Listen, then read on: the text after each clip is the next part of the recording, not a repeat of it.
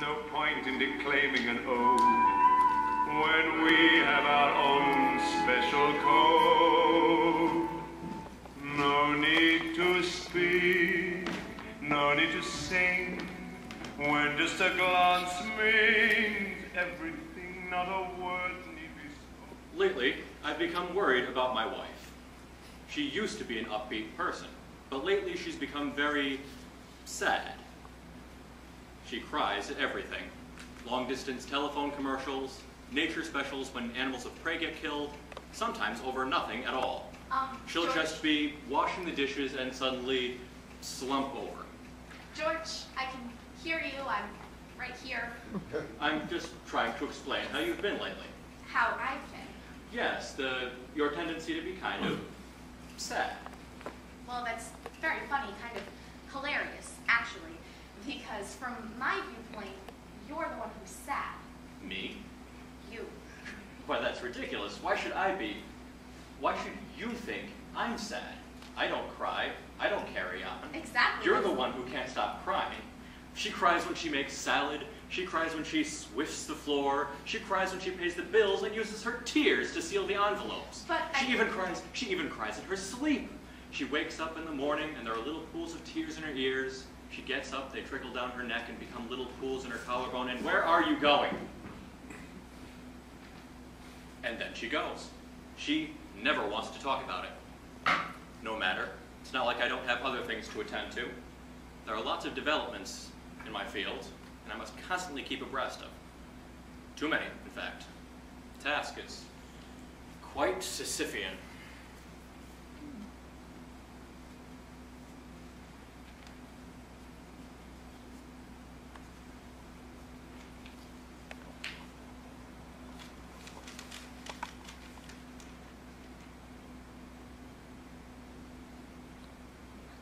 Mary?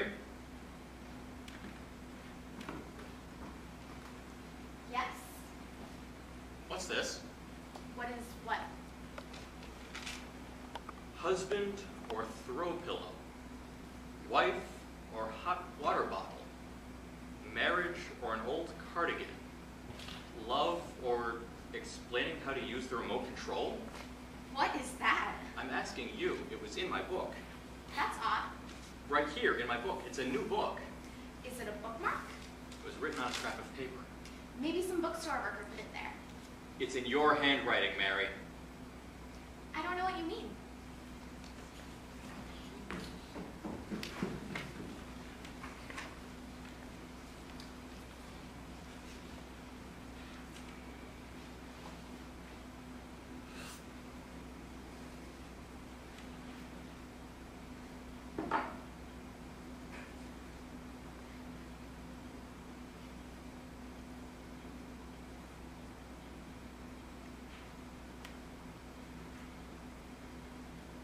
In a moment of sadness, sitting on the last, lowest note, she knew they both saw the fragility of their marriage when he said, maybe we should try ballroom dancing.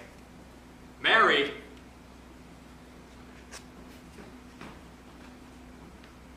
What does this mean?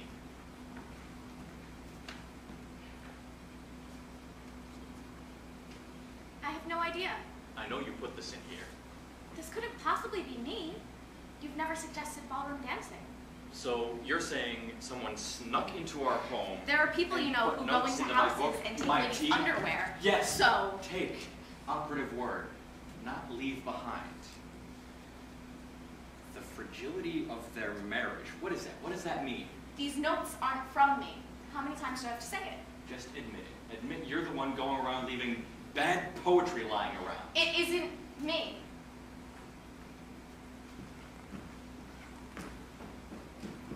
Now, my wife is not one to lie, nor is she one to write poetry, if that's even what these are. It would seem quite impossible that she's the one leaving these for me to find. And yet, she is the only other person in this house besides me.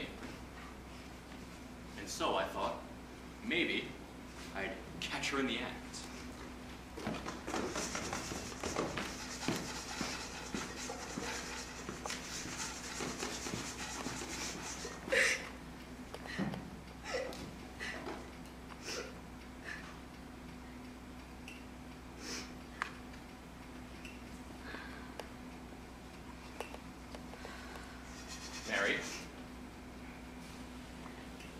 figured it out? No, I wanted to, that is, perhaps we could discuss Discuss. this habit of yours, this phase. Perhaps you could use help? Well, now that you mention it, it would be nice if you could vacuum the stairs. I meant help with other issues. What issues? Well, the crying, among other things. I don't think, and I could be wrong, although I highly doubt it, that it's normal to be this way. Oh, you'd rather I be your way. What way? Well, I just find it odd a little, don't you think, that we've been together for how many years now and I've never seen you cry. Not once. Is that all? When we watch the news, I'm weeping, and all you do is continue to read. We've Earthquakes, discussed massacres, this. it It's doesn't the matter. magnitude. You It numbs read. you. Lots of people have the same. It's our inability as humans. Large tragedies overwhelm us. When Cookie died, you didn't even want to go to the vet. Well, she was your dog. She never even liked me. And I should have known something was wrong when your grandmother passed away and everyone else was bawling, but you didn't even shed a tear. Well, she was old, and it's not like we were, you know, close. We didn't even speak the same language. But still, the human reaction, the normal reaction is to mourn. I do mourn. I mourn a lot. You mourn ideas, not people. Cookie wasn't a person. She was to me. Look, I don't find death, a single human or canine death, to be a tragedy. I'm sorry, because we all die. It's not like something unnatural is happening. It's not like when my grandmother died, it was unexpected. I mean, she'd been sick a long time, and she was old. What, I should be I'm devastated? leaving you. What? What did you say? At this point, I'm thinking I must have misheard. It's just a misunderstanding, and we can go on just as before. She could lie, is what I'm saying, and pretend that the words that just came out of her mouth did not just come out of her mouth. I'm leaving you. But she doesn't, and they do. I'm leaving. It's a very curious thing when your wife leaves you. The world slows down. Words become lugubrious. I'm leaving you.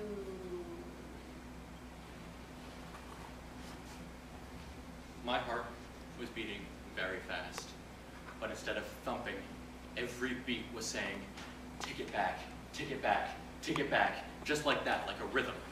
And it was so loud, I couldn't hear anything else, not even my own thoughts, whatever they might have been. And I was sure she was hearing it too. It was as loud as horse hooves, louder than tanks. How could anybody not hear it? Take it back, take it back, take it back. Or if she couldn't hear it, certainly she must be able to see it.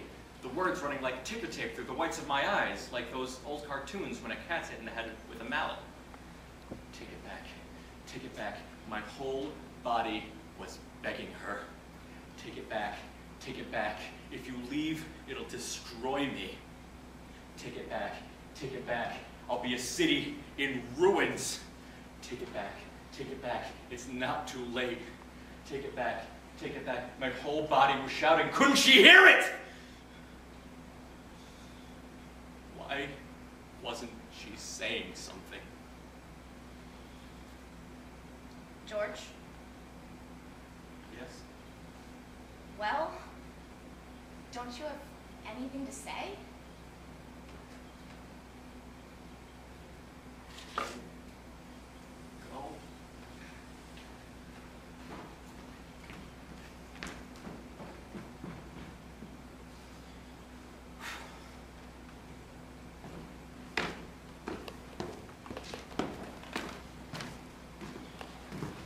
I am a linguist.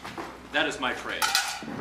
Lots of people ask me if that means I can speak a lot of languages, and I do have a passable acquaintance with Greek, Latin, French, Cantonese, Spanish, Dutch, Portuguese, and Esperanto. Of all of these, I am perhaps most fond of Esperanto, that made-up utopian dream of a language.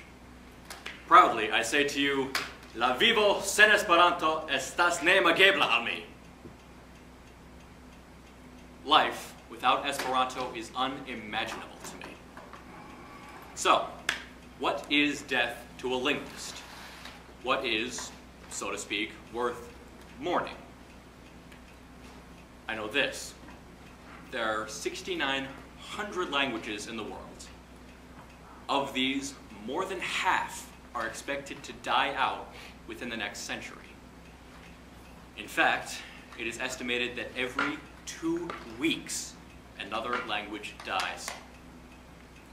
I don't know about you, but that statistic moves me far more than any statistic about how many animals die or how many people die at a given time in a given place. Because when we say a language dies, we are talking about a whole world, a whole way of life. It is the death of imagination, of memory. And that saddens me far more than I could ever possibly express. Even with all of my languages, there still aren't the right words. Morning, George. Morning, Emma. How was your weekend? Fine. It was... What are we doing today? The Elowins are here. The who? The Elowins, George. You've been looking forward to this all month. Right, the Elowins. How are they?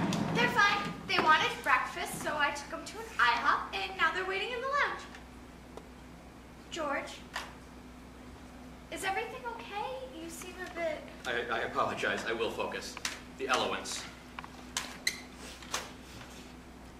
Testing, testing. 1, 2, 3. Testing, testing. 1, 2, 3. You fixed it. I did. Emma, you really are wonderful. Do you know that? Let them in. Of course.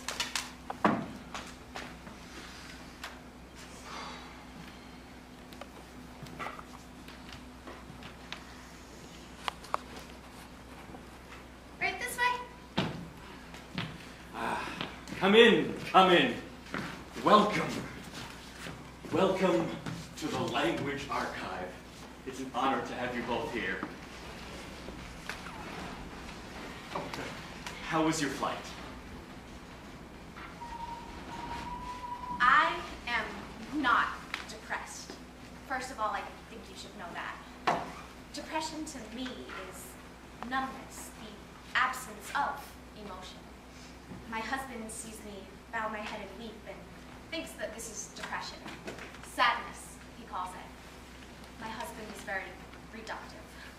What he does not know, since he has not cried probably since he was 7 and broke a limb or something, what he does not know is that there are many reasons for weeping. There is the, I can't believe how beautiful it is, so I weep. Or, I can't believe how true it is, so I weep. Or, I can't believe I'm going to die someday, so I weep. Or, I can't believe everyone I love is going to die someday, so I weep. Or, I am marked for suffering, so I weep. Or, we are all marked for suffering, so I weep.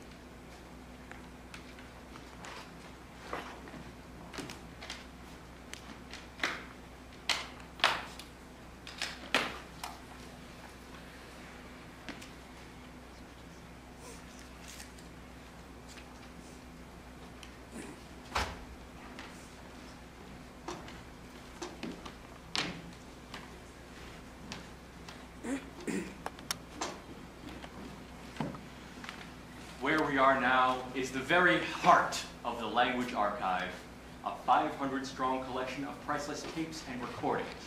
It is the last surviving remnant of worlds and cultures that no longer exist, of languages such as Arden, Totok, Giskin, and, after this week, with your help, Eloway. This is the room where we'll be recording you.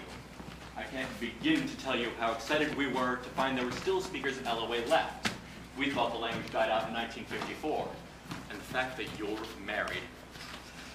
Usually, when we get to the point where there are 1 or 2 speakers left, they're not even fluent in it. A second or third language half remembered at best. Or we only have 1, and they're only able to tell stories, long, unbroken soliloquies.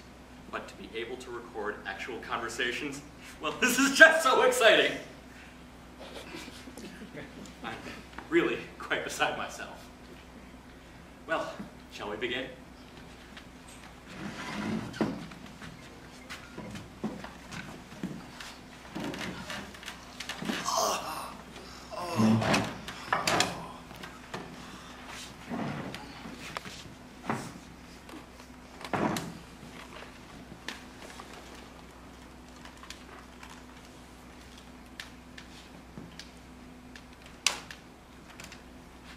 Whenever you're ready. I did not.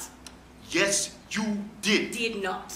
Did so, did so, did so. You did so. Take up the entire armrest, which make it not so very comfortable, let me telling you. Well, it is not fair that you made me sit in the middle. Nobody likes the middle, but who goes into the middle? You wanting me to sit next to big guy with big shoulders make me squeeze? You know I have a weak heart. You do not. You say you do because you are a worm, a lying worm. My life was like a beautiful, perfect apple, and you are a worm who eats the rotten heart. Yes, exactly. Rotten heart you have. It's killing me every day. Stop! Please, stop the recording.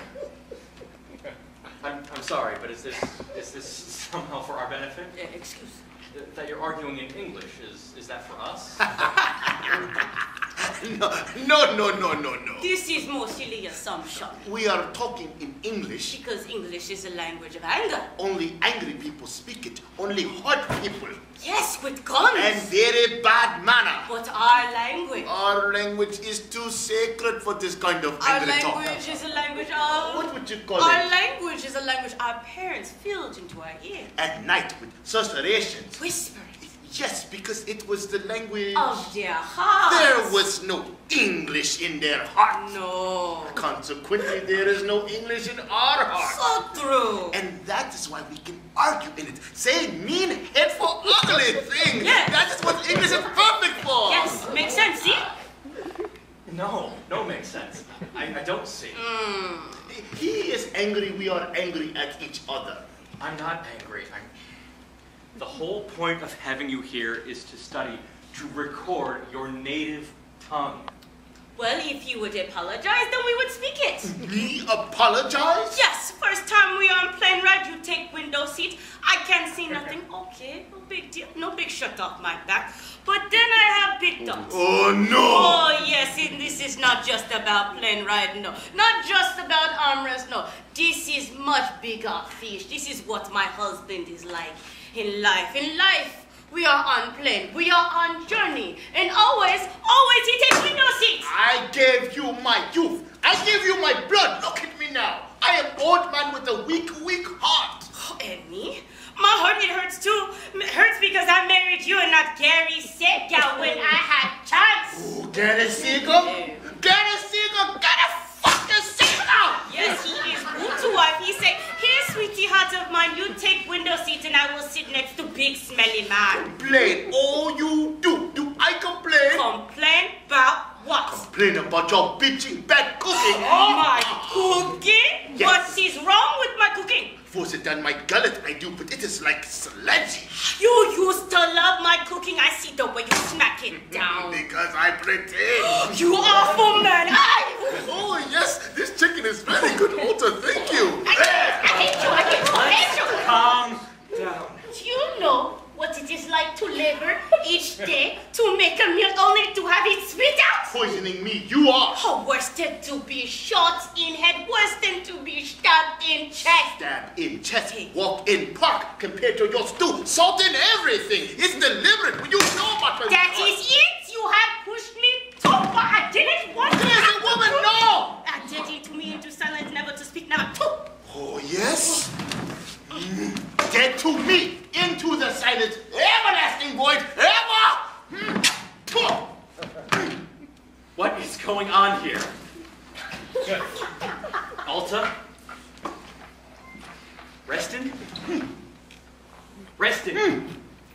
Alta! Yes? Why aren't you speaking? Of course, I'm speaking to you. What does that mean? What about Reston? Who? Staff meeting! According to the research, what we just witnessed was a ghost curse. A ghost curse? Yes, apparently Eloans believe that if a person behaves reprehensibly, the community can make that person an outcast by effectively excommunicating the offending person. He or she is no longer spoken to or acknowledged. This silent treatment relegates the offender to the status of a ghost, wiping out his or her existence in the daily normal affairs of life. That's awful. It's just like my parents' marriage. So how do we reverse it? You can't. Apparently, it's for life. Once you do it, you can't take it back. So you're saying they will never speak to each other again? Well, in order for them to do so, we would need the services of an Eloan shaman. But the last one died in 1949. 1949? I'm very sorry, George. This is the worst day of my life.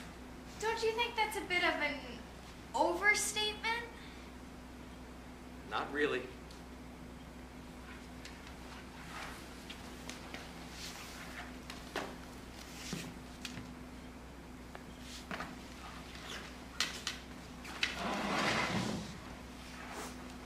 George, I was going to step out for a bit, but perhaps I should stay?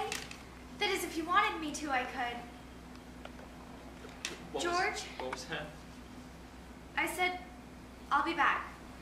Oh, all right.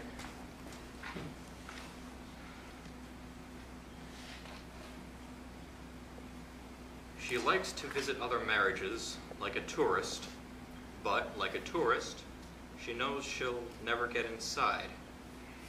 Other marriages remain as mysterious as clocks, whose pleasant faces hide gears she'll never understand. Is it comfort or woe that every clock, no matter how fine, eventually lags behind?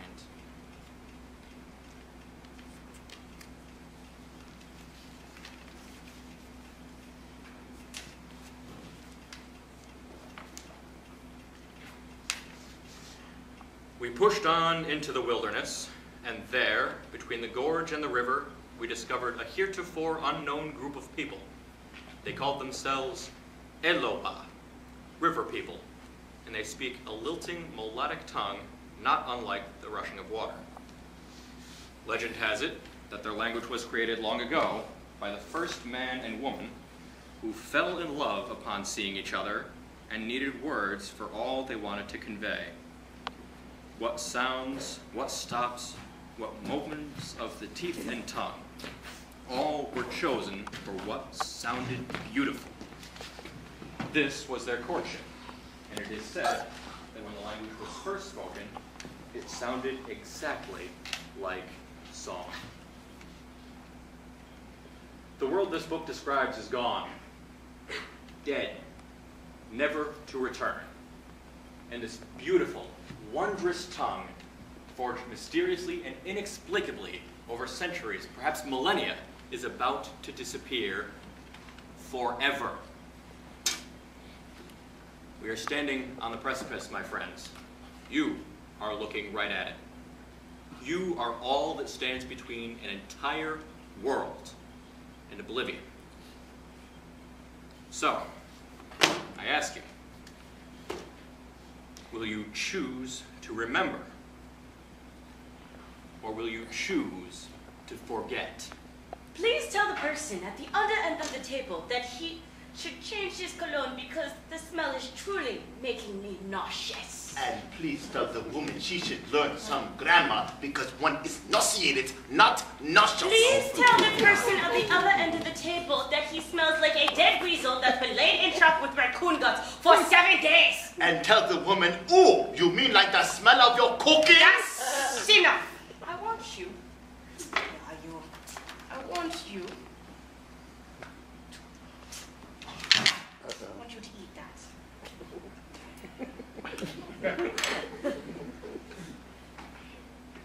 What? Don't eat it. I don't hear anything except a fly buzzing. You? Don't eat it. I am thinking that you must think I am a terrible cook. This pains me so. So I give you food. You eat. You see? Don't eat it. There is nothing repulsive-ish about it. No liver, no brain, not even the lovely lobe of ear, not even the tasty colon. I keep to safe, happy parts. Very kind of you, Alta, but frankly, I'm just not very hungry. Not hungry? Not hungry?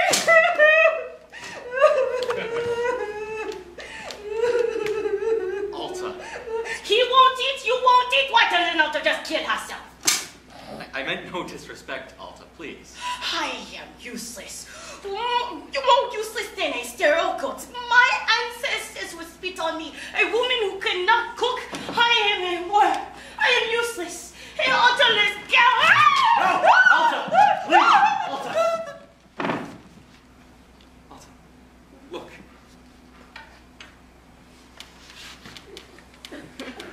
It smells rich. Very good for you too.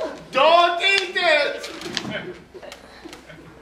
Maybe you're hungry, aren't you? Maybe somebody else is happy with dollar menu at McDonald's. But big smart scientists like you with big busy brain need nourishment. Yes, real food. I'm telling you.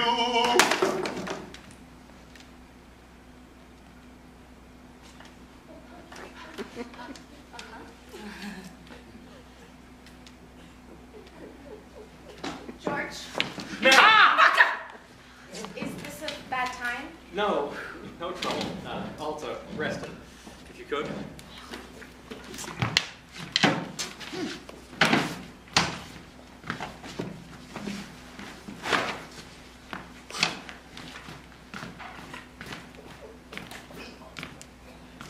I'm sorry, I didn't mean to interrupt.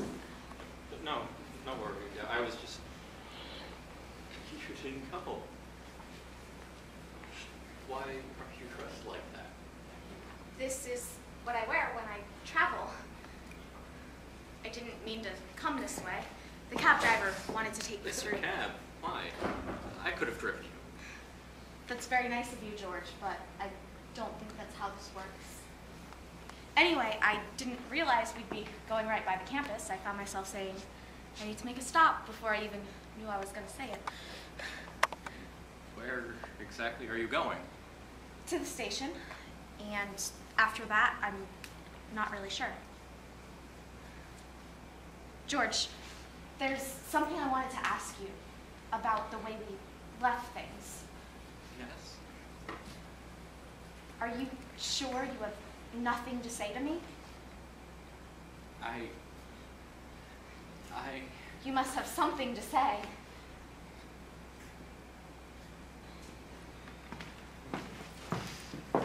Did you know I can remember everything you wore on our first date?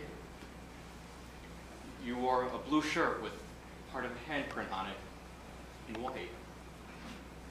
It was flour. I'd been baking bread that day. And you smelled like bread. And you wore those jeans you don't wear anymore. I can't fit in them anymore. All that bread. You had a belt on with stripes on it, like a rainbow, and black shoes with a very square toe. I remember looking at them and thinking they looked very witch-like, but in a good way, a cute way. A cute which way? Yes, and I liked your knees because they turned in to look at each other. And I remember thinking to myself, these are the knees of a woman I could love. Yes. Yes, George. Mary. And? And Oh. There is no and? I just told you I love you. That's not exactly what you said. Then tell me what you want me to say and I'll say it. George, that's not how this works. Stop saying that! Stop saying that you know how this works and I don't, like this is some kind of process with preordained rules, and why won't you admit it? You did write those notes, you did! Clearly this was... You came just to leave again? Why? Why? I'm sorry, George. I really am.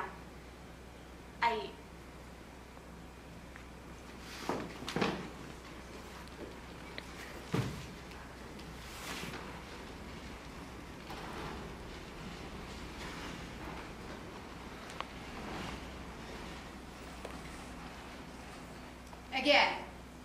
Kill ve nomijas? Kiel vi nomijas? Sorry. Kill ve nomijas mi nomijas, Emma. Mi nomijas... Jas? Emma. Good. No, it's not good at all. Oh, you're getting the hang of it. Do not despair. I sound silly, all clunky and harsh. No, you must not say that. Esperanto is the most beautiful language in the world. You just don't know it yet. I just don't seem to be very good at it. I know it's a very logical language, but I can't... Anyone can learn Esperanto. If you're not learning it, then I must be doing something wrong. Oh, yes, it must be me. No, that's not what I must be teaching you wrong, because I am awful. Yes, it's the worst, most terrible teacher of Esperanto in all the world. No, I'm just not very good at it. I'm not very good at languages, at least not the live ones. No. Zamenhof, God rest his soul, made a language anyone can learn. Millions of people have learned it with ease and alacrity. If you are not learning it, then it must be my failure. Please, I really wish you wouldn't take it so personally. How could I not? Zamenhof would be ashamed. Yes, so ashamed. Unless it is not me, but you? Me? Yeah, you. Perhaps you have some kind of block, some kind of psychological reason to not want to learn the most perfect, beautiful language in the world. Some kind of trauma, some kind of stress. Why do you want to learn this language? Why? Yes, why? What does reason make you call me, make you come here? Why do you want to learn Esperanto? Well, I always liked Esperanto, you know, a universal language. And Zamenhof, his story is so inspiring, how he wished for peace and understanding. Yes, this is all common, but something special? Something more? I'm afraid I don't follow. Okay, let me spell it out. L-O-F-E. Elofi? Love. All second languages are learned out of love. Oh, yes. Women love Italian culture, Italian food, Italian way of life. Bam! That is why she learned Italian. People world all over love American movie, American TV. Bam! That is why they all learn English. It's always love, love, love. So, what do you love? What do I? What do you love that make you want to learn Esperanto? I'm not sure I follow. I knew a Dutch girl. And you know the Dutch. They speak languages like cauliflowers. Okay, I don't know what that means. They're coming out of their ears. This makes the Dutch very smug, very insufferable. And this girl, she broke my heart, but that is another story. The thing with this girl is that she had to learn languages. She was compelled. Each new language was like unlocking a door to a vast and otherwise impenetrable landscape. And once she started, she could not stop. So, if you cannot learn a tongue, what does this mean? Is it not possible that perhaps the opposite is true? That if you find you are blocked, resistant, perhaps you do not want to open that door. Perhaps you may be afraid of what might be on the other side. Afraid? It is a scary thing to speak a new language and be entendu. Comprende? I think so. Then go. Sing on it. You must ask yourself, who am I afraid of? What am I afraid to know? Who? It is only then that you will be able to call yourself by the name Esperantisto. Who am I afraid to know? I'll try. You will. I never knew speaking a language required such bravery. My dear, nothing on earth could possibly require more.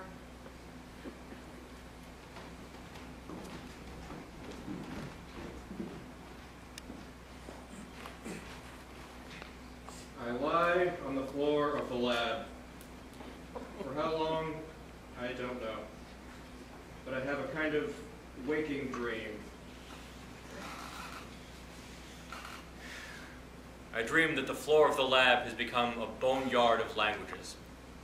Scraps of words and language lying in heaps everywhere. Over here, lying on its back, is Ohrwurm, German for earworm, a song you can't get out of your head.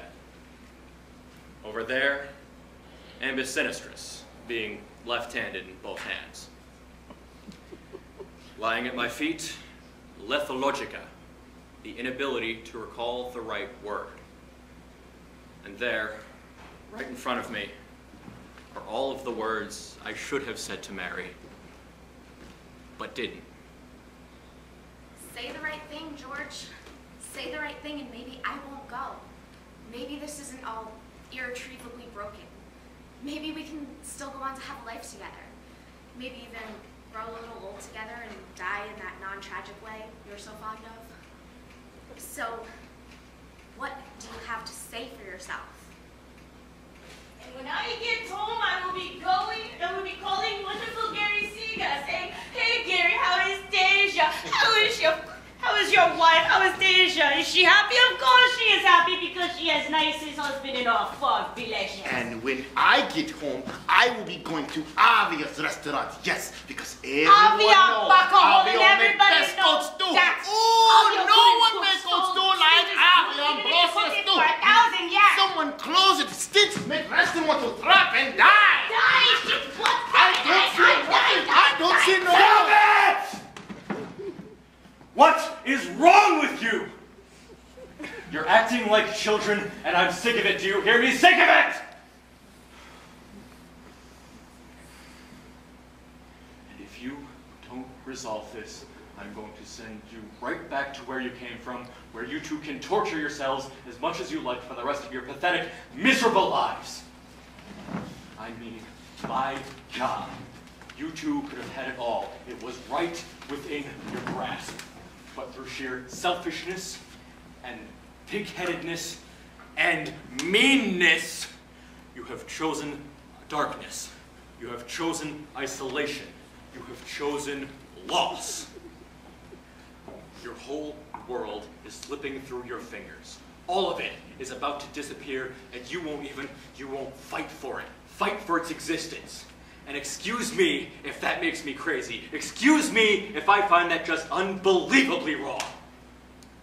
Sound like Mr. Science Man a bit upset. Maybe because his wife left him. What? So sad. Quite a pickle. How? Walls are thin. Practically non-existent. How could you not hear it? How could you not hear it? Temporary. A temporary. We're taking time off, that's it. Okay, that's all. Time off? Sound more like goodbye. Goodbye. Didn't you hear it? How could you not hear it? I can't even hear out of my left ear, and I heard it. You're both... You don't know what you're talking about. We are your friend, Mr. Science Man. No need for secrets. That's enough for today. George? Maybe you not understand. You think the loss of our language is the loss of our world. And it's okay you think that. You linguists, you think everything is about language. But world die first, my friend. World die, then language follow. Our world is already gone. And we accept that, which maybe you do not. There is no amount of talk will bring what is gone.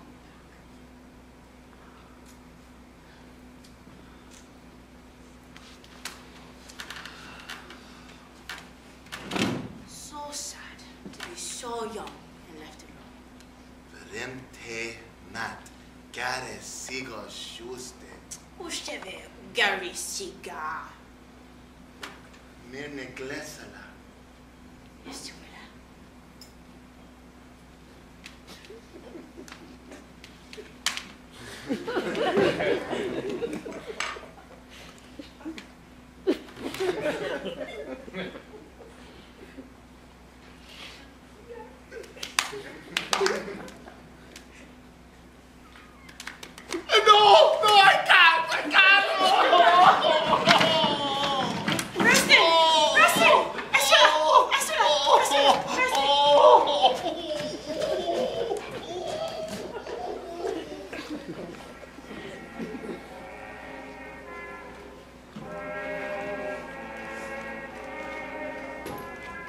I cry for you. Now it's your turn to cry for me. Every road has a turning. That's one thing you're learning.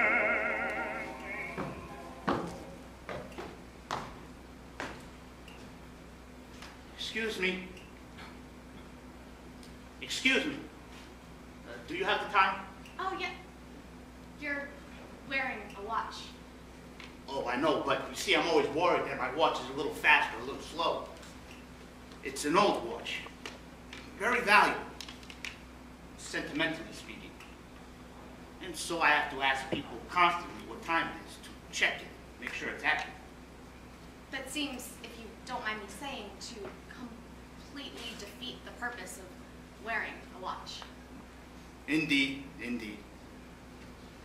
Are you considering throwing it on the tracks? What? Your ring. I couldn't help but notice the way you've been twisting it, as if you're doubting whether you should stay married at all, wondering if it all wasn't an error, a delusion, a dream. For your information, I was simply noticing how dirty it is and thinking to myself that I needed to clean it. Oh, my mistake, my mistake. I find making those kinds of assumptions fairly rude. Yeah, I am rude. It's because I am old.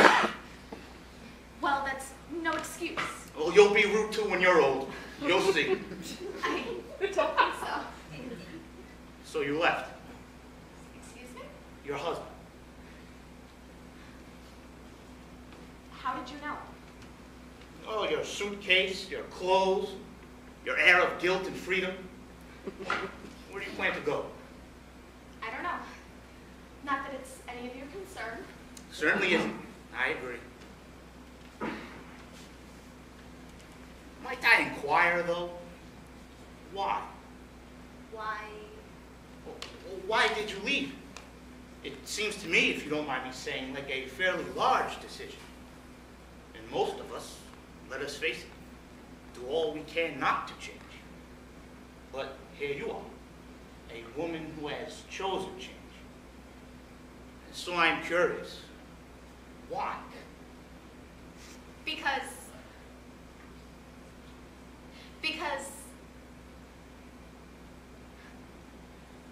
I don't really know. I'm sorry. Oh, you don't have to apologize, my dear. That is a good answer. It's not ridiculous. No, no. It's very hard to know what we know. People can spend a life trying to figure out such a thing. Do you know what you plan to do? No. To be honest, I have no idea. So, here we are. Two travelers. A woman who has embarked on a new life, and a man who is contemplating ending his. Excuse me? My plan today is to jump in front of the next train. You must be That's not true. Oh, but it is true. No, it isn't. You're not really going to do that. Oh, yes. Quite really. But why? I don't know. Are you sad? No. Then why? I woke up this morning and felt like life was devoid of any meaning. I too have felt that way.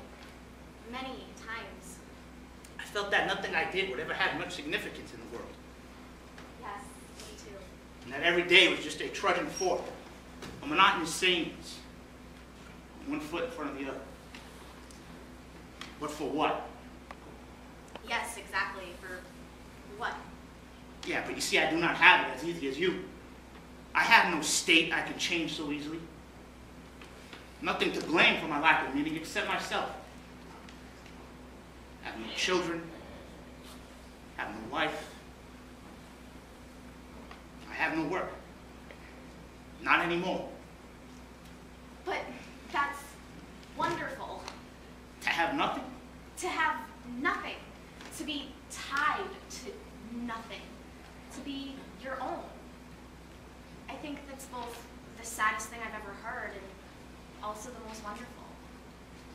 Maybe you could go a little further into your sadness and see what's there. Can you? I don't know. It's like this. It's like you're in a room and you think it's the very last room, but there's another, even further. There's a door. Can you see it? Can you open it? I might. Do you know how when you close your eyes tight and can see nothing, it's only then that there are sparks of light? A door. Go into that sadness further, and then maybe There can be light. a kind of light. All I know is sometimes you can feel so sad that it begins to feel like happiness, and sometimes you can be so happy that it starts to feel like grief, and sometimes you can feel so alive that it starts to feel like death, and sometimes you can feel so dead that you start to feel alive. And some people, most people, live their whole lives without touching any of these places at all. But I do, and you might.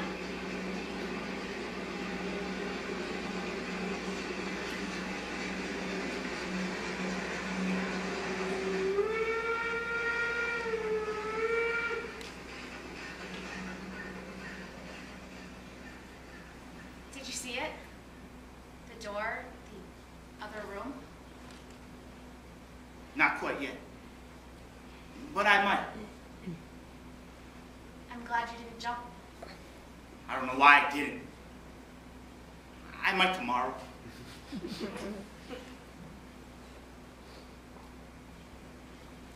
I'm glad you didn't throw your ring on the tracks. I don't know why I didn't. I might tomorrow.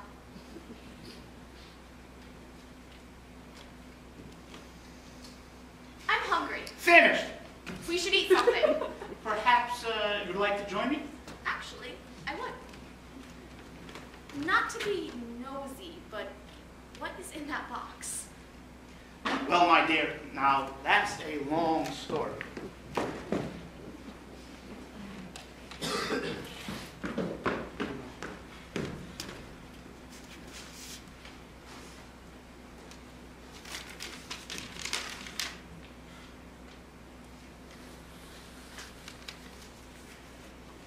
Should I vacuum the stairs, cook the roast, put up some bookshelves? Should I have planted a lawn to mow? Put up some some picture frames?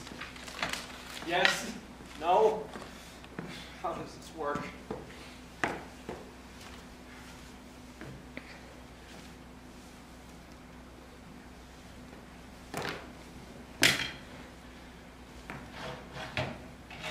I've bought the coat, waxed the car, fixed the faucet, learned how to season a skillet, or none, or more. At all?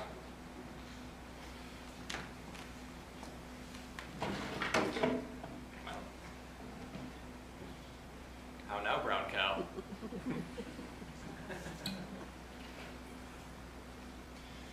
To my wife, Mary, who left me.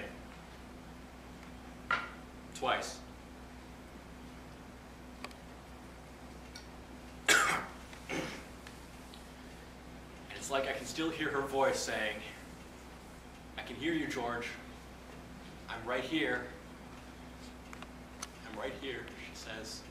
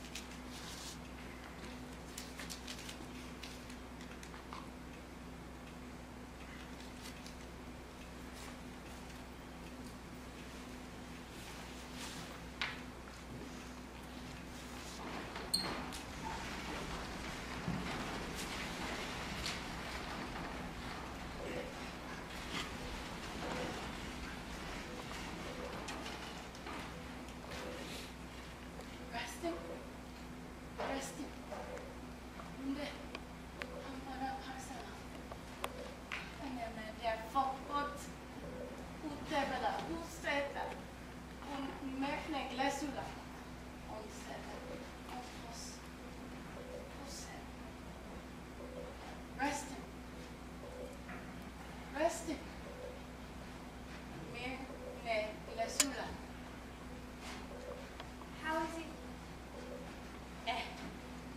I spoke to a doctor also. Reston's very ill. He's been sick for a long time. That's why he lost his appetite. That's why he not eating. Yes. No. He has. They say it can't be cured. I'm so sorry. Well, you're old. Not to tell nothing, but Alta, can I ask you something? I heard you speaking to him before. But I thought the ghost curse, I thought it was permanent. it is. Then how? Real ghost curse take 4 dead animal, a shaman, and a very long pipe. We do how you say bastard ghost curse, English style.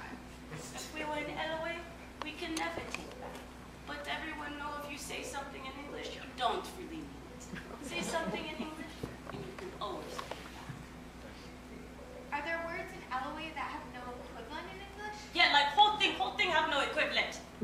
But specific words for specific things. Take pick. In LOA, we never say time move forward or backward.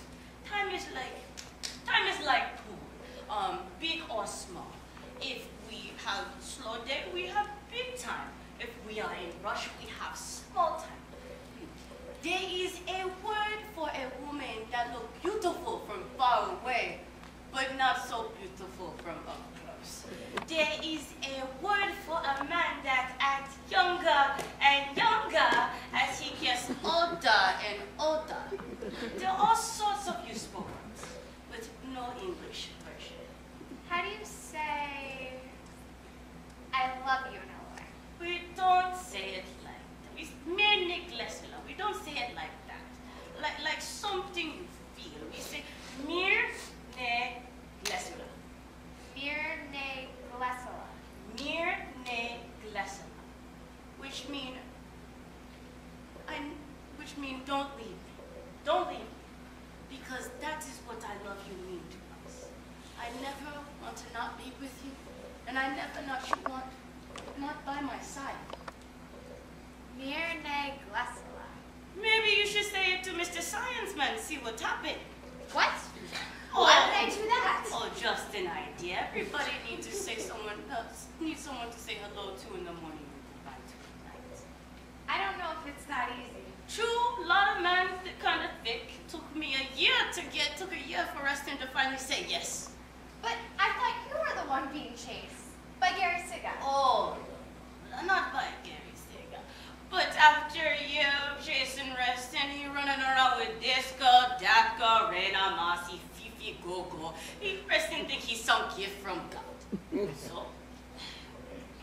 I go out with Gary Seeker to make Rustin jealous, but I never want Gary, only want Rustin. To tell you the truth, I only ever want Rustin. Ha! Rustin, you what? Oh, yes. Oh, more information, Buddy. I only say what I said to me.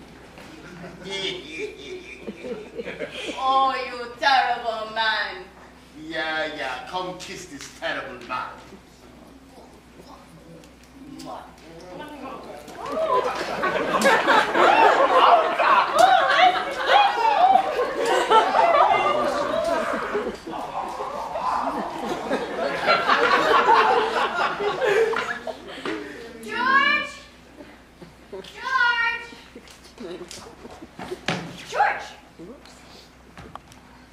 George.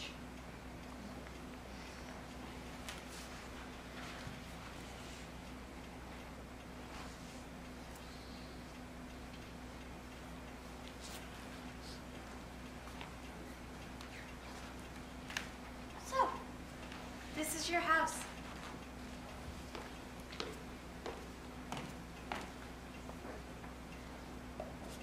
Your books?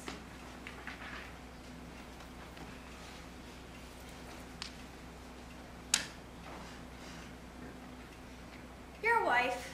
Hello, George's wife. Have a seat. Why, thank you, George. Don't mind if I do. You know, you look especially handsome today. And that shirt that doesn't match your eyes. You haven't worn it in a while, and I'm glad to see it reappear. I have fond associations of it. You wore it when we went to that conference in Atlanta. And we had lunch at the Algonquin, and you complained about how Americans pronounce it Algonquin, which is pretty much how I pronounce Algonquin. So I just kept quiet. We had cream of broccoli soup.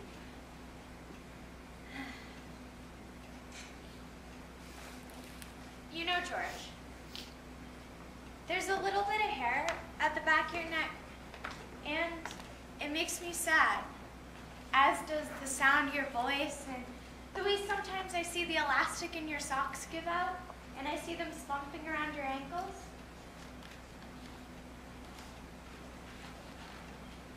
In Ubik, you please me literally translates to, you cut my heart. George, you cut my heart. George! Hello. Is this a dream? No. Are you sure? Yes. George, I've been looking for you everywhere. I called and I called. I was at the train station and at the bus station. It seemed there were women with suitcases everywhere. George, I need you to come with me. Why? Where? It doesn't matter. It's a long story. But they're talking again. They are. They are.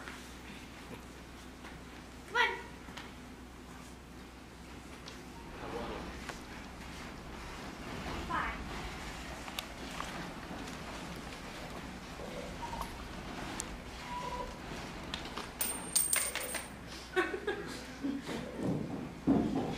Hey, Mr. Science Man, come in. Have a seat. What happened? Oh, nothing to worry about. Rustin. It is true. Good thing about life, it is full of nasty surprises. But death, when you are old, is not one of them. Oh, I'm sorry, Rustin. I really am. Why? Not your fault. Maybe it is better I am here. You know, medicine not so good in our village. Here, all fancy. Beep beep here. Boop boop there. How's Alta? Ah, she wanted to go cook something. Bring me food. That woman. If she could strap oven to her back, she would. But what is happening with you? Your wife, she is really gone? Very hard, this marriage business. Elowinch used to have up to 3 wives. But 3 wives, such pain in the ass. Husbands beg to have it go down to just 1. She was so unhappy. But when we first met, God, she was something. She really was. Let me tell you a story. In the beginning of the world, there was one big, handsome, strong kind of guy. And he has to go off and capture the golden fleece. Fleece? No, fleece. What's a fleece? Fleek is kind of bird. Anyway, Fleek has nest at top of highest tree in all of world. So what do you say we call him Rested? He have to climb this tree. And we are talking one big fucking tree. But this bird, say we call her Alta. She is very crafty. She like to play. Hey, come get me if you can. No. So what can Rustin do? He have to climb fucking tree. So he climb, and finally he get to top of tree and grab Alta by the ankle so she cannot fly away. Alta, she is holy cow. She is flip out. She is panic. She does not want to get caught. And the rest did not know this. But Alta, she is a changer. Suddenly, she become a tiger and roar. And Rested is thinking, holy shit! But he do not let go. And then she change again. This time she is a gorilla. And ooh, this is very scary. She's roaring in his face like trying to eat him. But he hold on. And then she change again. And this time, motherfucker, she is scariest thing ever in the whole world. She is demon and hairy monster and white man with gun all rolled up in one. And Rested just about to want to soil himself. He is so scared. He do not let go. He grip tighter and tighter. The scareder and scareder he get. And then you know what happened? The bird. She changed into one last form. And this is her true form. And you know what it is? A little lamb. Nothing but a little lamb. Meek and mild and beautiful. That's all she really was the whole time. She only changed to all those terrible things because she was scared. That is marriage, my friend. Same as myth, except each is both hunter and changer. Do you understand? Each grab hold of ankle of the other. Each is terrified of the other. And each take on many, many different forms. But you hold on. Because if you hold on, no matter how scared you get, something amazing happens. We all become too tired to change, and we become who we really are. No more roar, no more fang, no more claw. No, we are two lambs. We are two sparrows. We are mild and meek. And you know what else? Beautiful. Beautiful. Rested. Sleep. Maybe. Just for a little while.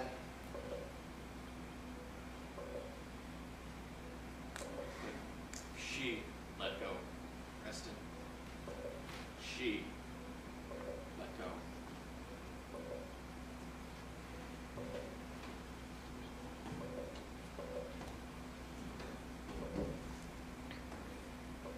God.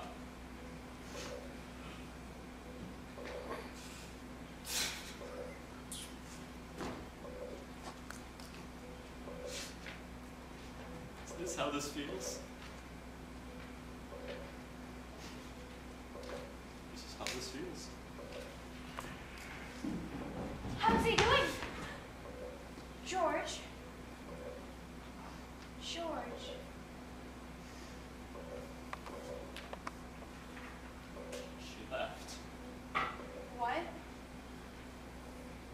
my wife left.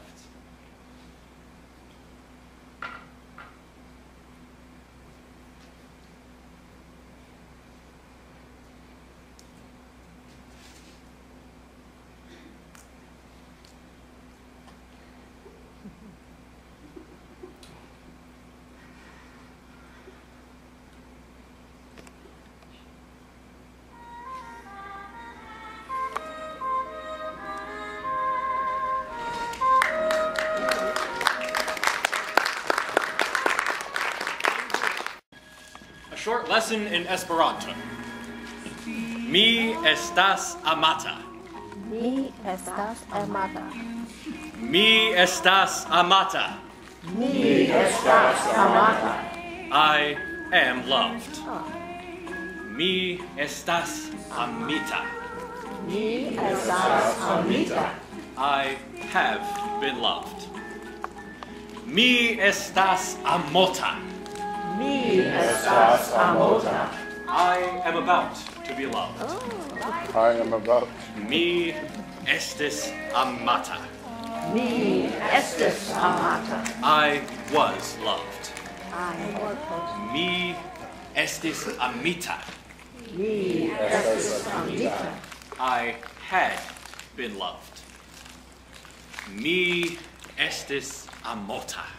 Mi estis amota. I was about to be loved.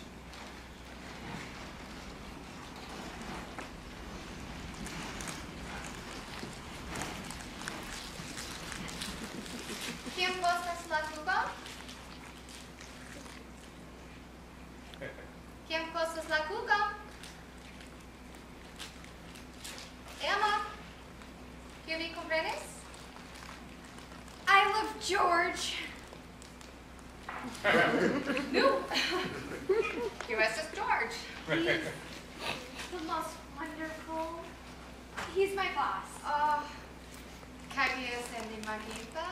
Yes, absolutely terribly in love. Después quién? Well, at first I thought it was only recently, but the more and more I think about it, the clearer it is I've been in love with him the entire time I've known him. 4, maybe 5 years. Girl, kill Yahroy. Can I be getting him ditties? I couldn't. He was married. Oh. My goodness. I can't believe I just told someone. Okay. ¿Quién debas bari? Debas diri ari. Tell him I couldn't. Debas. In Esperanto? No, in English, in whatever language you're most comfortable with. But he doesn't. I'm pretty sure if he was going to fall in love with me, he would have done it by now. Does not matter. Must get it off your chest, get it off your mind. Until you do, Esperanto will not enter you. You have too much fear, too much doubt, too much angst. But what if I can't? Okay, then. Second story of the Dutch girl. The one who broke your heart? Oh, none other. She was beautiful, this Dutch girl. 6 feet tall and built like a Viking.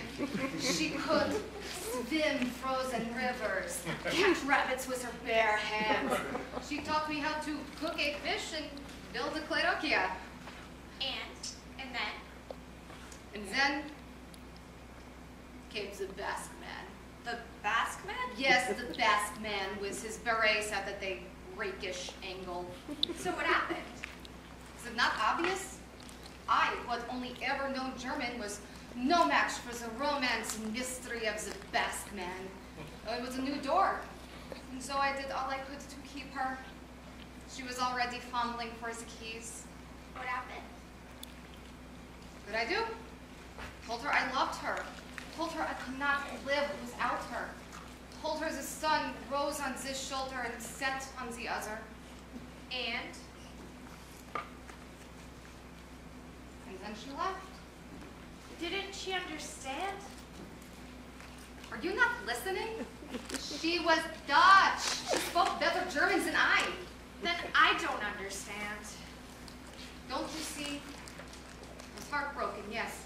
But while I was in love with her, I was too afraid to learn a single tongue. She was a master speaker. How could I let her see my inadequacies? But in professing my love for her, something inside me loosened. She was gone, yes, but she had left the door open. That is why you must tell him, not for him, never for him, but for yourself. This is your greatest fear, and you must face it. Yes, it may break you to do so, but until you do, how else will you ever be free? But what if I don't have it in me? You do. You must. Love makes warriors of us all. Hamoi kiel mine honas timon. Men such as me know no fear. Say it. Hamoi kiel mine honas timon. Hamoil kiel mene konas timon? Hamoi kiel mine honas timon. Hamoil kiel mene konas timon? Hamoi kiel mine honas timon. Now go out there and say, George, I love you. George, I love you. George, I love you. George, I love you. George, mi amas vin. George, me amas vin. George, mi amas vin. George, me amas vin. George, mi amas vin.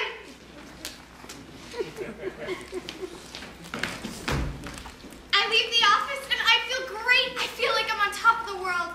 I'm gonna walk into that lab and tell George how I feel. Fear be damned. I can't wait. And suddenly, I realize it's a beautiful day. People pass by. My God, they're beautiful, they're gorgeous. Why haven't I seen this before?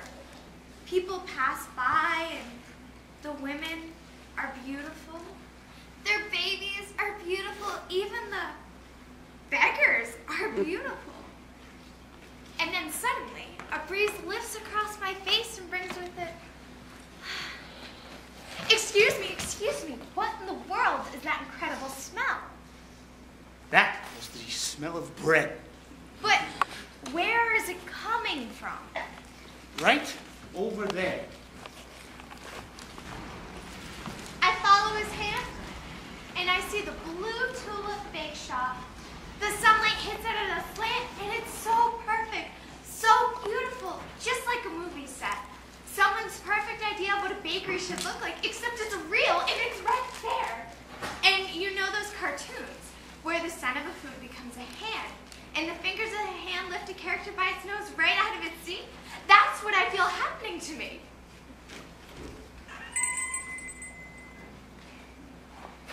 And in the back, I see the most beautiful woman I've ever seen in my life. Welcome, welcome. You don't know it yet, but you are the luckiest person in the world. Why is that? Because this is just out of the oven. Hurry, it won't be the same if it cools.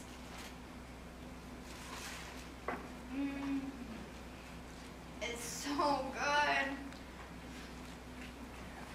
Mary? Do I know you?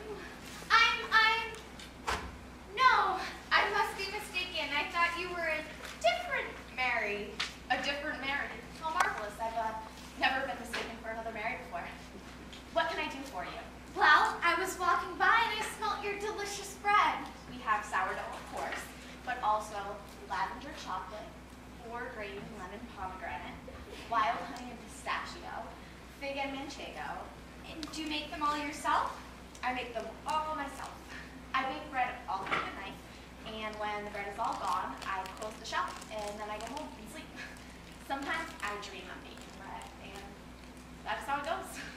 From a waking happiness to a sleeping happiness, and back again. Like water being poured back and forth between 2 cups. And you're that happy? Oh yes, happiest I've ever been in my life. How did you come to do this? Well, quite recently I left my husband. That was a hard time. Why did you leave? Well, it sounds strange to say it, but the truth is, I was sad. I'd simply become too sad to stay, so I left. I left without much, just a suitcase, and I really didn't have a plan. And then I was at the train station wondering where I should go.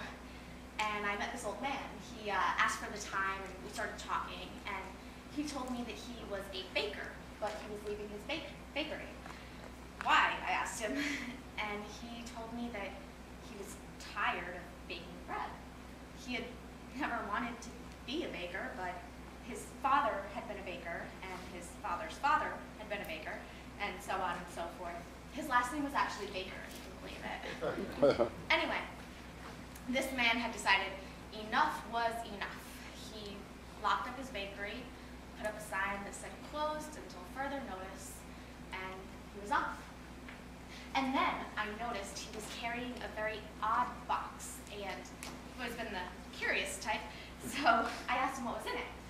And he sighed a great sigh and said it was the one thing he could not leave behind. It was his inheritance, the most precious thing he owned. It was his starter. His what? His starter. All bread you see comes from a starter. The most common is the yeast you buy in little packets at the supermarket, but it's alive, you know? It's a living organism. And truly great bread comes from truly great starters. When I first started baking, I'd heard tales of starters passed down from generation to generation, ancient starters that had been kept alive for years, for decades. But keeping a starter alive takes time. You have to feed it, watch it, make sure it doesn't die. And this poor man had been tethered to his starter. His father had passed it down to him, made him the keeper of the starter. How could he abandon it? And as I heard the story, I got this strange little tingling feeling in my chest, and I heard myself say, "Give me your starter. Let me take care of it." And as soon as I heard myself say it, I understood that it was nothing less than my heart's truest desire. I wanted this starter. I wanted to bake bread.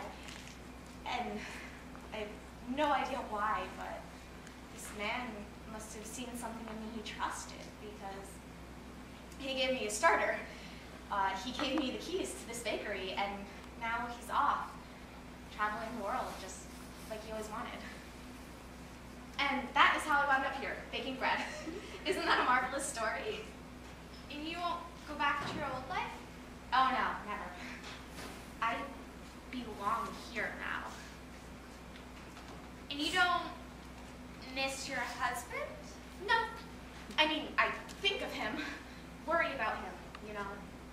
But no, I don't miss that life. It's not who I am. I couldn't go back.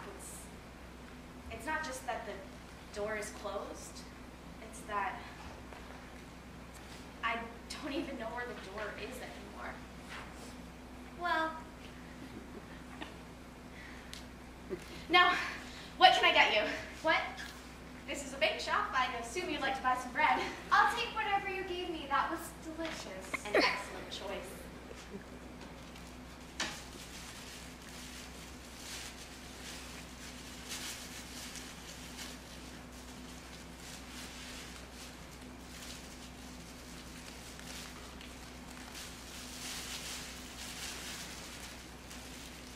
Oh, there's nothing more wonderful than warm bread.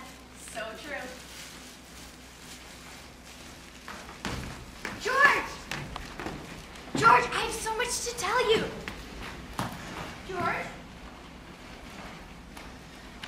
Me and my spin. Me and my spin.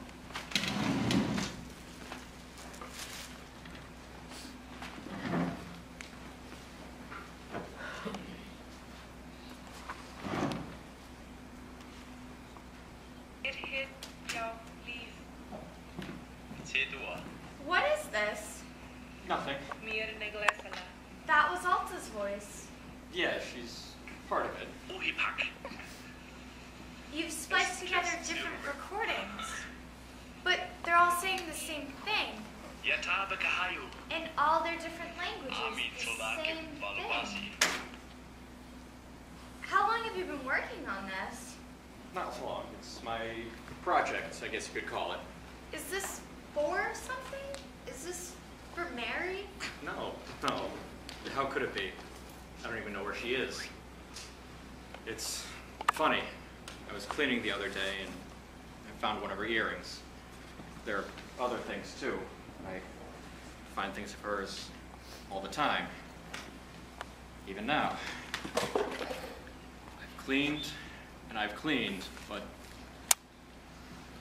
parts of her remain. George, are you crying? What? Your face. Oh, I've been doing that a lot lately.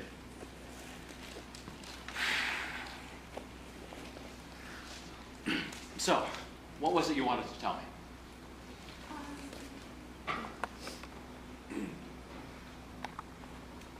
I like a good cranberry nut loaf. Do you? What? It's hard to find a good cranberry nut loaf. I found this new old bakery in the Upper Midlands. Have you heard about it? No. The bread there, it's quite extraordinary. Bread? Yes, the woman who runs the place, she just started recently, and she kneads the bread herself with this incredibly old starter, and alchemy, or I don't know, energy goes into the dough, and it produces this marvelous bread. Bread? Yes, they say whoever eats the bread can't help but fall in love with the baker. George, I think you should go there. In fact, I think you should go there right now. Emma. It's on Carmichael Street, Blue Tulip Bake Shop. You can't miss it. Emma, you really are wonderful. Don't forget.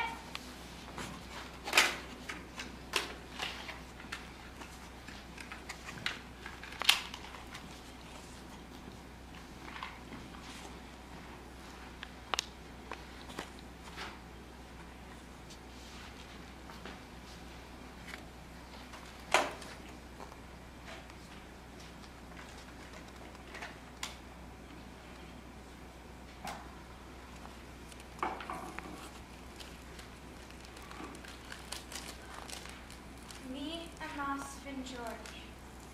Mirne Glasoa. Mirne Glasoa.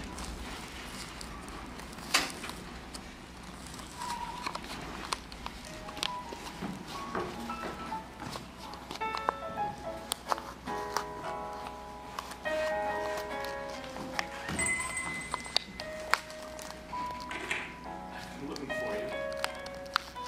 I know. My mother says you call a lot. She wouldn't tell me where you were. I asked her not to. Why?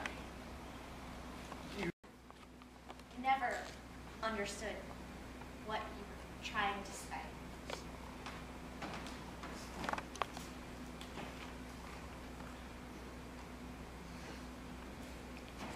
Just a small thing. George. Please, take it.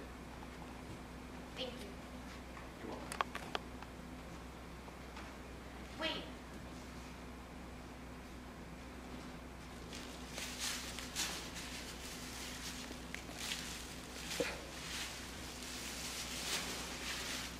Here.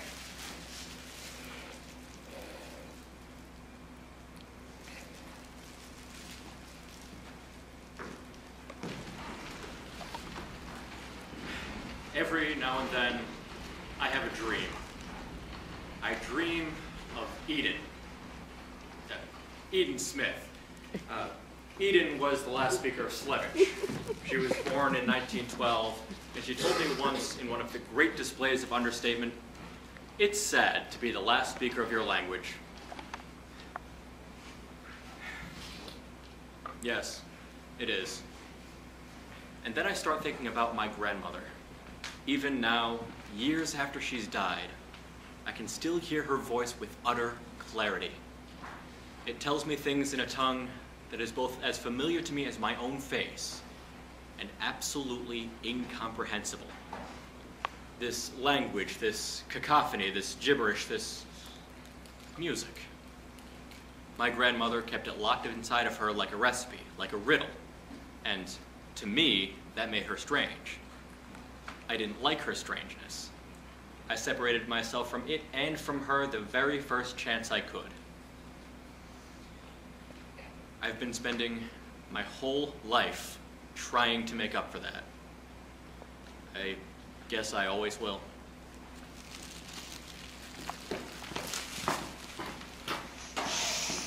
Excuse me. What on earth is that heavenly smell? Red.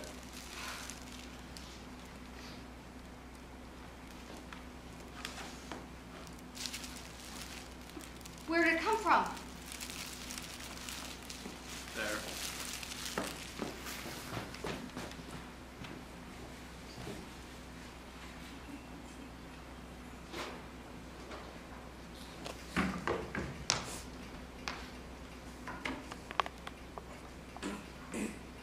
I've decided to go on a long trip. I don't know where. I don't know how long. All that matters is simply to go. Anywhere, somewhere, as long as it isn't here. Since I'm on a journey and all, I decided to be open to meeting new people. Mary was open to meeting new people, and look what happened to her. Hello. I'll be the kind of person who'll strike up conversation with perfect strangers.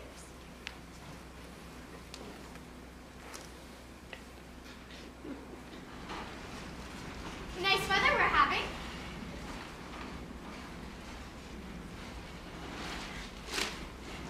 Of course, to be that kind of person, it helps if perfect strangers talk back.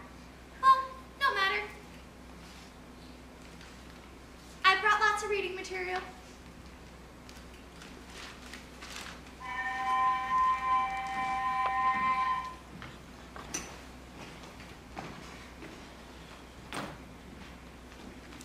Tickets. Where are you headed? To the lower Midlands. Is this the right train? You're in the wrong car. This is the car for the well-loved. You want the car for the broken-hearted. But what she really said was, You're in the wrong car. This car doesn't open at Lower Midlands. You want to be in one of the first four. thank you.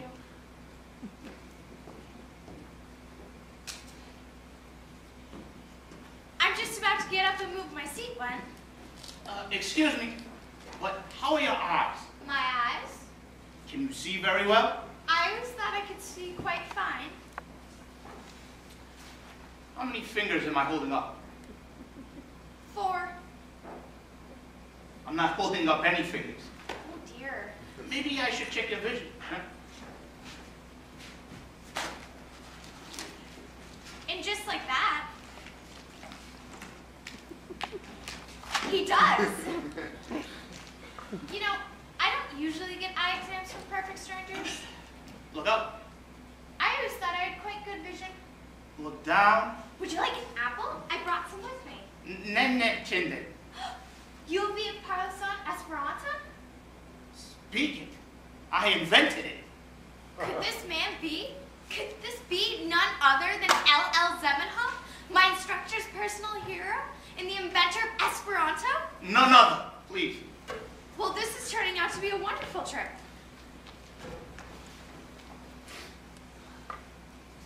To the left, please. To the right. Good.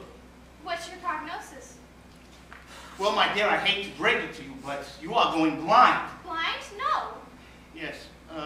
Tell me, are you suffering from unrequited love? Yes, how did you know? People who suffer from unanswered love often feel as if they are invisible. So true.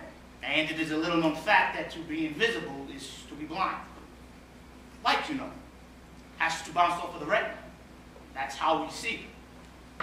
So if you are invisible, no light bouncing off. Hence, blind. So what do I do? You must fall out of love, not be invisible. Then you will be able to see. Well, it sounds very simple when you say it, but I've been in love for such a long time, I don't know how to fall out of love.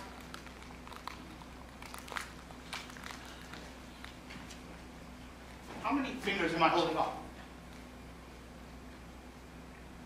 I have no idea.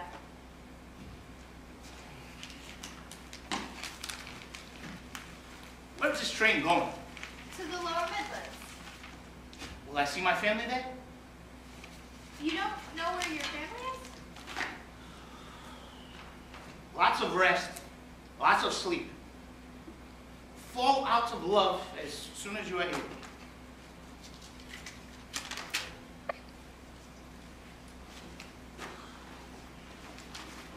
Zamenhof, the inventor of Esperanto, has given me sound advice.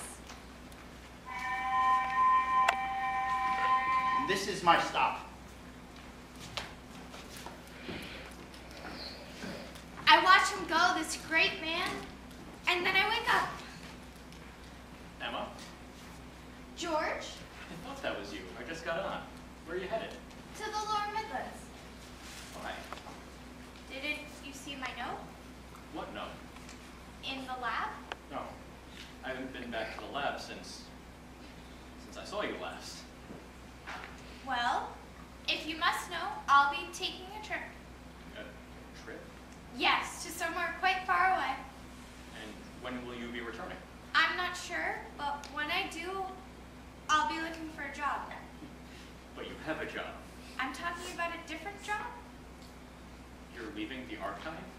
Yes? I thought you liked the archive. I do, but I think it's time for me to move on. Well, what on earth will I ever do without you? Well, you'll manage. Actually, I don't know that I will. Where are you headed? Nowhere, really. I just like trains. I do too. I like looking out the window and watching the houses go by and wondering about the people who live in them. Sometimes it makes me sad. I don't know why. That must sound silly. Not at all. Emma, isn't there anything I can do to induce you to stay? To stay? Yes. Well, I suppose. No, I've made up my mind. But there must be some reason you're leaving. I'm not at liberty to say. Well, this is terrible news. Did you find the bakery? No, I guess in the end I decided I just wasn't in the mood for bread.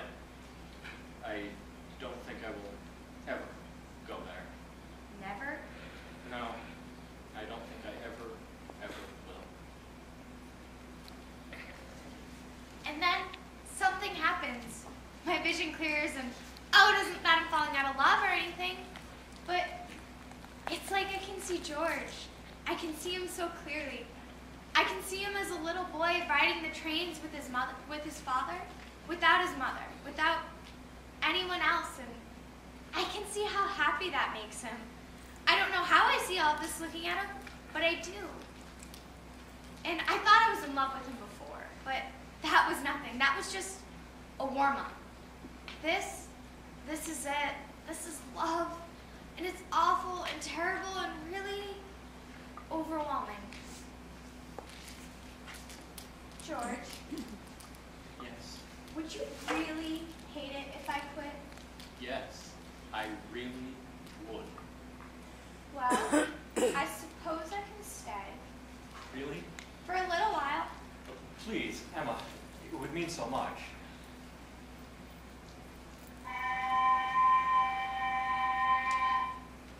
This is Lower Midlands. This is your stop.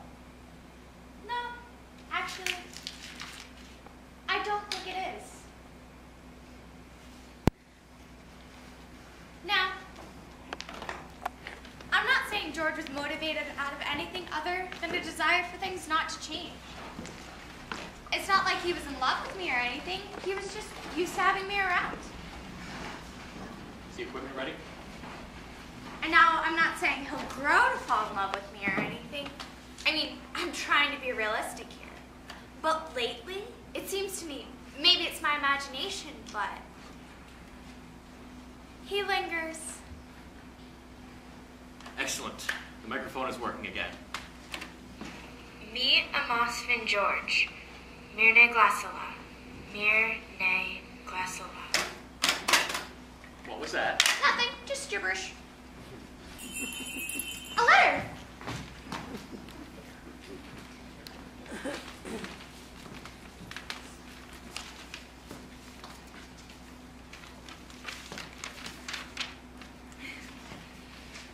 Hello, good American friends. We have reached our village safely. Alta was very worried about her garden, but everything seems a-okay, even the tomatoes. Alta is very fond of her tomatoes. Reston is weak, getting weaker, but better for him to die at home than in scary white place that smells like steel. Doctor here say time is soon for Reston, but do not be sad, friends. We have lived long life full of change and wonder. We are two old people who have been sane for a very long time, started to think maybe we could only ever be sane. Made us sad a little. World change, but we not change. And sometimes we think we are too old for change. But then, friends, most amazing thing happened. We are on plane ride home. This time we not so afraid. We know the rope how you say. And we squeeze up in tiny road to get to seat. And I say to Alta, Laissez la rasata. which means, Here, sweetie heart of mine, you take window seat. And I say, use me ver. no, you. Now time has become very small. Too small for everything that we need to say to each other. It is one long conversation that goes on and on and on. And I do think of Zamenhof. I dreamed of him one more time. And how is your vision? Oh, it's pretty bad. Still in love? Still in love. Well, there are worse things. Zamenhof, can I ask you something? Of course. In the end, when they persecuted anyone speaking Esperanto, and they singled out your children for what you'd done, did you ever regret it? Did you ever wish you remained nothing more than an ophthalmologist and given up your dream of a universal tongue? No. Because what is language, my dear, if not an act of faith? And what can I say except Donkin Zamenhof, Donkin? Ĉu vi parolas Esperanto? Of course. But I speak Esperanto. I know, that's why I learned it. Bonege. Do ne parolos en kune, yes? Yes. The next appointment is here. Are you ready?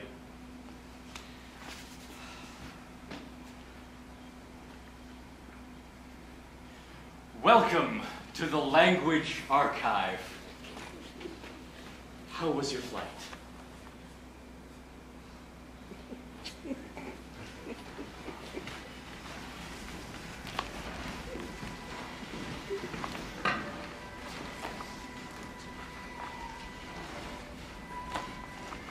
Reston lived a little bit longer than anyone thought he would.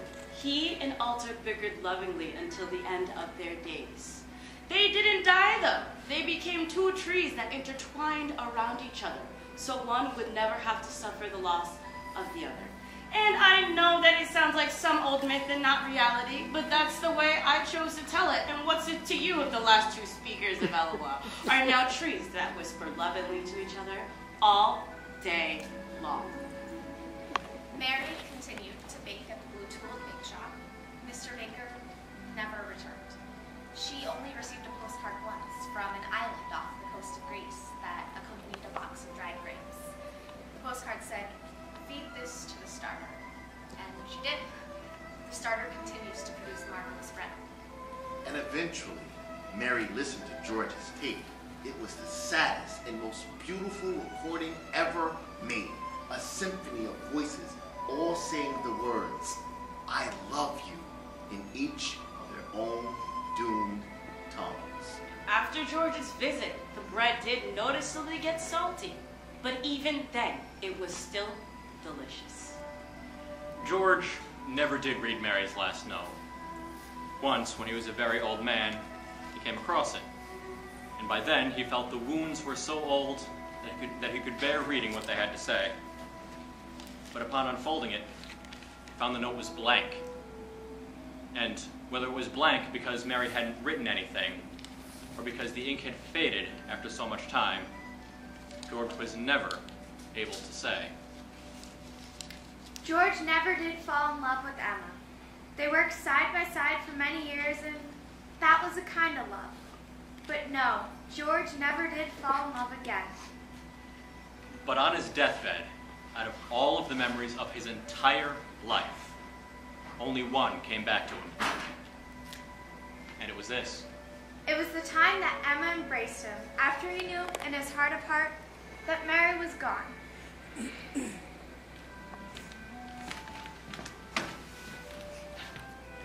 As she holds him, Emma is overcome with joy. As he is held, George is overcome with grief. It is nothing less than the embrace of perfect happiness and perfect sadness. And it is maybe the only time in all of history that two people, despite the fact that they're feeling entirely opposite things, actually feel the exact same thing in the exact same moment in time. And it is the one and only time in their brief lives that they feel utterly and completely perfectly understood.